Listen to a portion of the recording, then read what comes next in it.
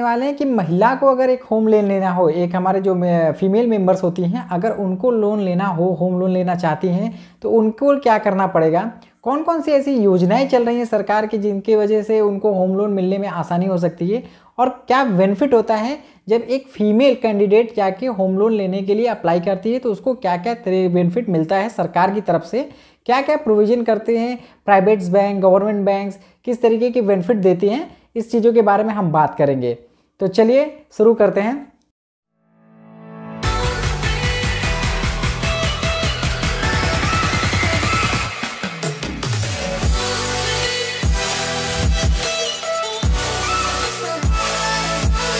होता है जैसा मेल कैंडिडेट के लिए दस्तावेज होता है, बिल्कुल उसी तरह फीमेल एप्लीकेंट के लिए भी दस्तावेज होता है। दस्तावेज में किसी तरीके का कोई चेंज नहीं है, लेकिन भारत सरकार और कुछ प्राइवेट बैंक ऐसा है कि वो फीमेल को ज़्यादा सपोर्ट करते हैं कि वो होम लोन लें, क्योंकि ये जैसे अब हम बात करते हैं आजकल बहुत एक ट्रेंडिंग चलता है कि वुमेंस जो होती हैं हमारी उनको एम्पावरमेंट करना है।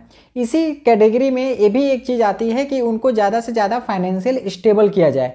वो होम लोन देना, चाहे वो अकेले घर लेना चाहती हो, इसको ज़्यादा से ज़्यादा गवर्नमेंट प्रमोट करती है। तो इसके लिए गवर्नमेंट ने क्या क्या प्रोविज़न दिए हैं जिससे इस चीज़ को और बढ़ावा मिले, तो आज हम उसके बारे में जानते हैं। तो चलिए सबसे पहले मैं बात करता हूं कि बैंक्स क्या क्या प्रोविजन देती हैं बेनिफिट्स फीमेल कैंडिडेट को होम लोन जब वो अप्लाई करती हैं।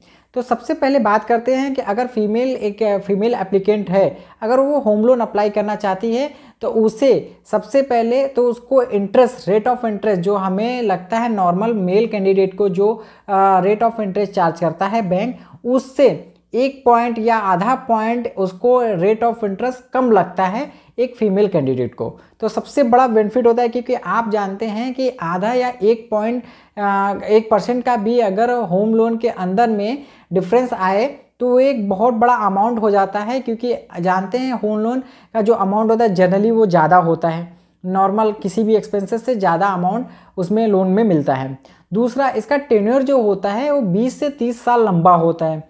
तो अगर आप ओवरऑल कैलकुलेशन करके देखेंगे 0.5 से 1% की भी अगर आपको रेट ऑफ इंटरेस्ट में छूट मिलती है तो इसका मतलब है कि ये एक बहुत बड़ा अमाउंट बनता है एंड ऑफ द आपके लोन के टेन्योर ख़त्म होने तक अगर आप इसका कैलकुलेशन करके देखते हैं तो ये सबसे बड़ा बेनिफिट है। अब आते हैं सरकार के, सरकार क्या बेनिफिट देती है, तो सरकार बेनिफिट देती है 1 से 2% स्टैम्प ड्यूटी। जनरली जब हम दस्तावेज करवाते हैं, जब डॉक्यूमेंटेशन हमारा काम होता है, जब होम लोन ले लेते हैं, प्रॉपर्टी आपके नाम पे होती है तो हमें एक स्टैम्प ड्यूटी भरना पड़ता है। मैं अब पिछले कई वीडियोस में मैंने इस चीज़ को क्लियर किया है, कौन कौन से दस्तावेज लगते हैं, क्या लगते हैं, सारी चीज़ों के बारे में बताया है। अगर आपने वो वीडियो नहीं देखा है तो आप देख सकते हैं, वो वीडियो हमारे प्लेलिस्ट में आपको मिल जाएगा, मेरे चैनल पे मिल जाएगा, जिसमें मैंने सारा डिटेल दिया हुआ है कि कौन कौन से डॉक्यूमेंट लगते हैं होम लोन लेने के लिए। तो उसी में से एक डॉक्यूमेंट होता है स्टैम्प ड्यूटी। स्टैम्प ड्यूटी कब होता है, जब आप रजिस्ट्री करवाने जाते हो, आपके प्रॉपर्टी जो भी आपने परचेज करा है उस प्रॉपर्टी के ऊपर जब होम लोन ले लिया, अब हम जाते हैं प्रॉपर्टी को रजिस्ट्री करवाने। तो जब रजिस्ट्री करवाते हैं तो उसके ऊपर हमें सरकार कुछ ना कुछ चार्ज करती है, वो चार्ज होता है स्टैम्प ड्यूटी के रूप में। जब हम स्टैम्प ड्यूटी हम देते हैं तो स्टैम्प ड्यूटी में जो अगर एक मेल कैंडिडेट है, जो भी स्टैम्प ड्यूटी अगर उसको लोकल अथॉरिटी के हिसाब से डिपेंड होता है, तो जो भी स्टैम्प ड्यूटी अगर एक मेल कैंडिडेट को चार्ज हो रहा होगा तो उससे अगर एक फीमेल कैंडिडेट सेम प्रॉपर्टी को परचेज करती है तो उसको चार्ज में 1 से 2% स्टैम्प ड्यूटी कम लगेगा। ये डिपेंड करता है लोकल अथॉरिटी और ये सब चीज़ों के ऊपर, बहुत सारे टर्म्स रहते हैं, लेकिन ये डेफिनेट है कि आपको 1 से 2% के बीच में छूट मिलेगी ही मिलेगी एक फीमेल को अगर वो प्रॉपर्टी लेती है। तो तीसरी चीज़ क्या होती है कि अगर एक मेल कैंडिडेट लोन के लिए अप्लाई करता है और एक फीमेल कैंडिडेट लोन के लिए अप्लाई करती है तो सबसे पहले प्रायोरिटी दी जाती है फीमेल कैंडिडेट को, क्योंकि बैंक का ऐसा मानना है कि जो फीमेल कैंडिडेट होती हैं वो ज़्यादा सीरियसली अपनी ईएमआईज और या फाइनेंस को लेके चलती हैं, तो वो उनके जो लोन होते हैं वो ज़्यादा सिक्योर लोन माने जाते हैं as compare to male candidate में। ये एक थॉट प्रोसेस भी है, एक साइकोलॉजी है, लेकिन जनरली ऐसा होता भी है क्योंकि आप घर में भी हम देखते हैं कि जो हमारी फीमेल मेंबर्स होती हैं वो जनरली पैसे को अननेसेसरी खर्च नहीं करती। आप जो भी खर्च के पैसे देते हो देखो उसमें से कुछ ना कुछ पैसे वो बचा के हमेशा रखी रहती हैं।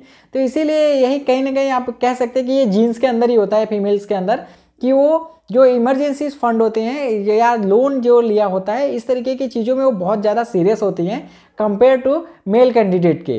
तो वो ज़्यादा सीरियसली अपनी ईएमआईज़ को पूरा करती हैं कंपेयर करें अगर मेल कैंडिडेट के कंपैरिजन में। तो ये भी एक बहुत बड़ा बेनिफिट होता है फीमेल का एप्लीकेंट को जब एप्लीकेशन दिया जाता है वो लोन के लिए, तो वो ज़्यादा से ज़्यादा जो बैंक होती है वो ज़्यादा फीमेल कैंडिडेट को प्रेफर करती है।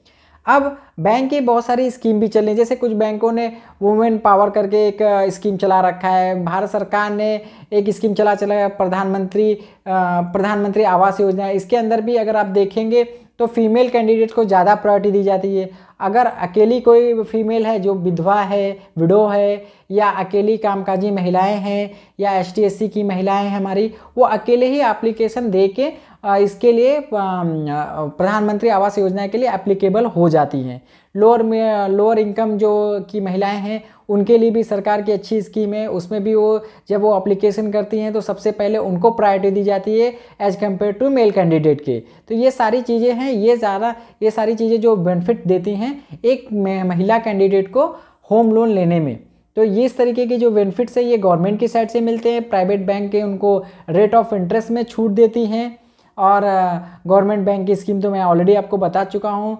इसके स्टैम्प ड्यूटी में छूट मिलना, किसी तरीके की सब्सिडी में सबसे पहले प्रायोरिटीज़ उनको मिलना, इस तरीके की चीज़ें उनको ज़्यादा दी जाती हैं। और बैंकें भी हमेशा फीमेल कैंडिडेट का वेलकम करती हैं होम लोन या किसी तरीके का लोन देने में।